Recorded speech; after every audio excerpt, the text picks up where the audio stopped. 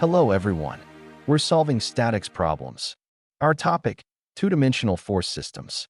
Our question, the line of action of the resultant of two forces in the figure passes through point A. Find the magnitude of the resultant and the distance x. Yes, we have two forces. One has a magnitude of 800 Newton, is vertical and upward. The other has a magnitude of 900 Newton, is inclined, and has a slope of 1/2. We are asked to find the magnitude of the resultant of these forces.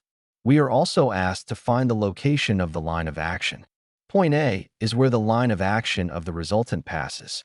We are asked to find the distance from the point of application of the 800 Newton force. Now let's begin. We know that the line of action of the resultant passes through the point of intersection of the lines of action of the components. Let's call the 800 Newton force F1. Let's call the 900 Newton force F2. Let's call the point of intersection of the lines of action of these forces B. Let's also remember this. The magnitude of the resultant of two forces, whose magnitudes and the angle between them are known, can be found directly using the relation given above. This relation, if we pay attention, resembles the cosine law. However, there is a difference. The sign in front of the two is not negative, not minus, but positive. We should pay attention to this. The magnitudes of the components are given, and if we find the angle between them using geometry, we can find the magnitude of the resultant using this relation. Now let's try to find angle theta. There are two angles at point B. They complement each other to 180 degrees. We called one theta and the other beta. If we find angle beta and subtract it from 180 degrees, we find angle theta. Which angle is angle beta? The vertex angle of the right triangle giving the slope of the 900 Newton force.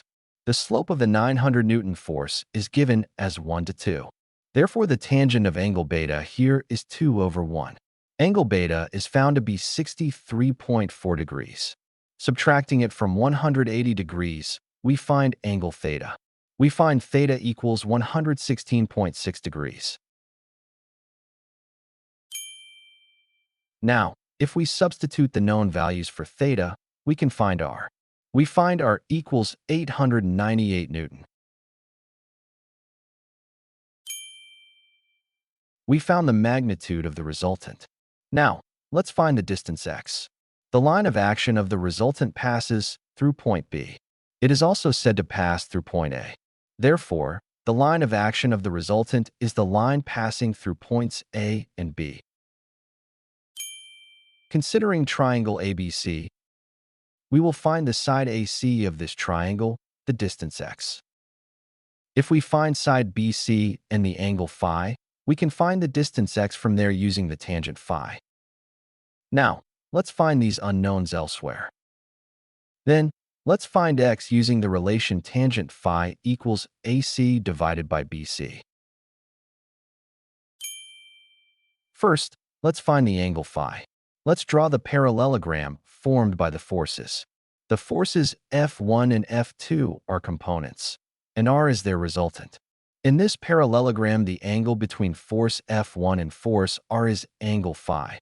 Angle beta is also an angle we found before, we know that.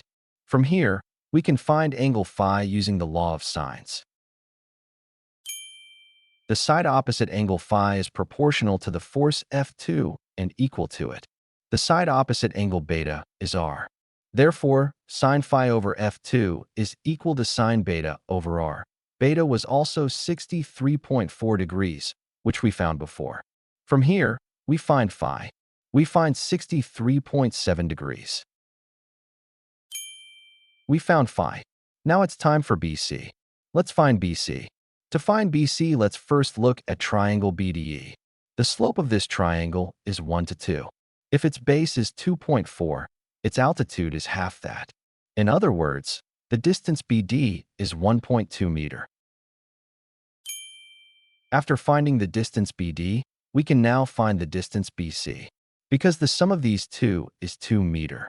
If we subtract 1.2 meter from 2 meter, we are left with 0.8 meter. We also found BC, So let's substitute that in.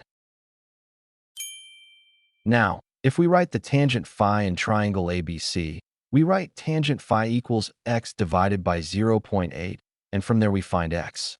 We find x equals 1.62 meter. We found the magnitude of the resultant. We found the distance x. But we can solve this problem in different ways. For example, we can find the distance x using Varignon's theorem. Let's do that now. Let's remember what Varignon's theorem says. The moment of a resultant about a point is equal to the sum of the moments of the components about that point.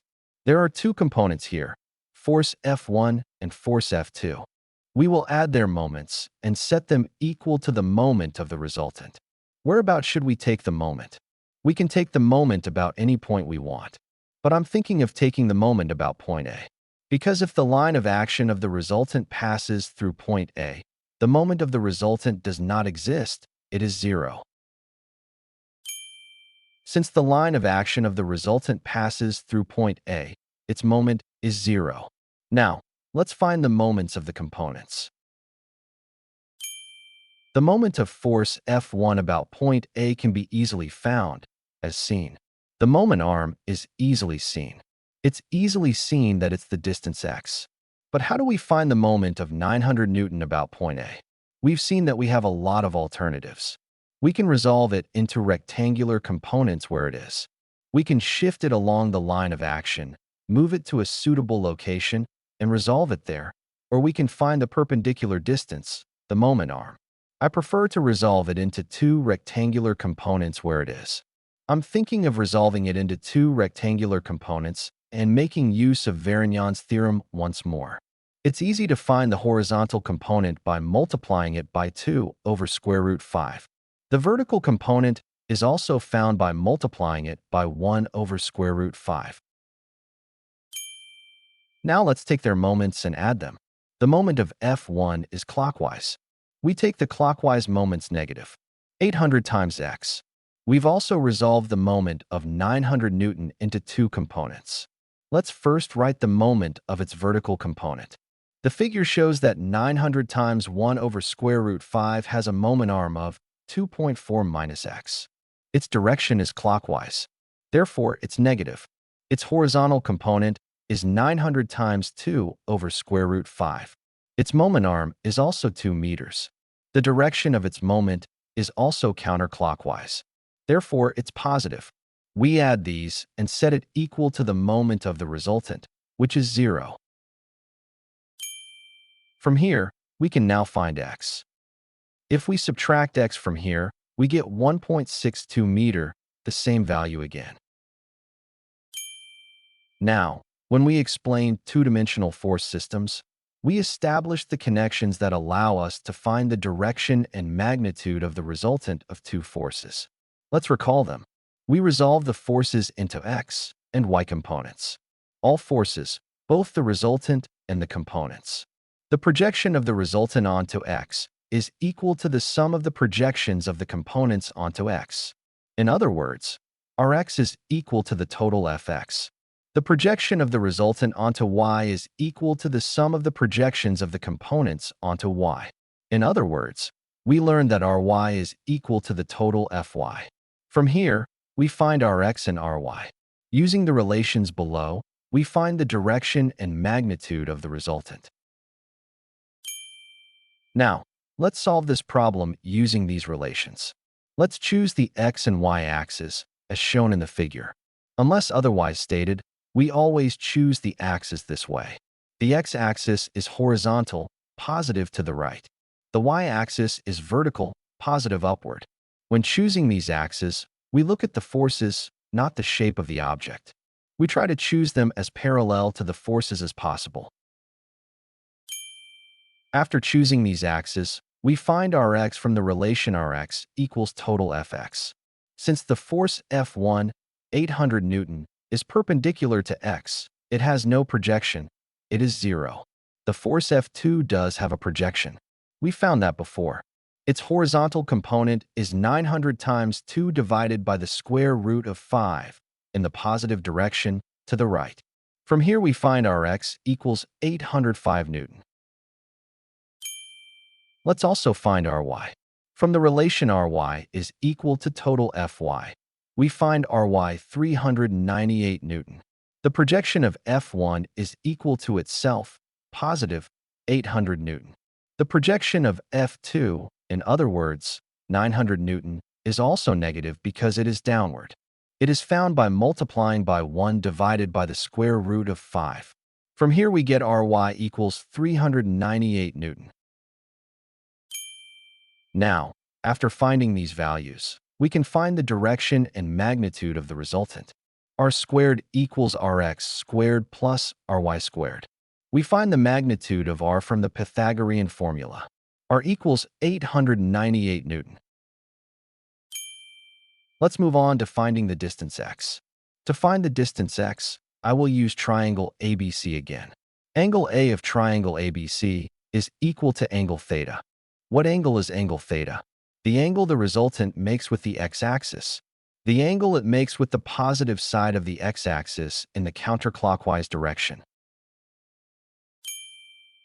We know that we can find this angle using the equation tangent theta equals Ry divided by Rx. If we find theta from here, we find angle A. From here, we find theta equals 26.3 degrees. So, now that we've found angle A in triangle ABC, we can find the distance x. Because we also previously found the distance BC, which was 0.8 meter. In triangle ABC, tangent theta equals opposite leg divided by adjacent leg, or 0.8 over x. From here, we find x to be 1.62 meter.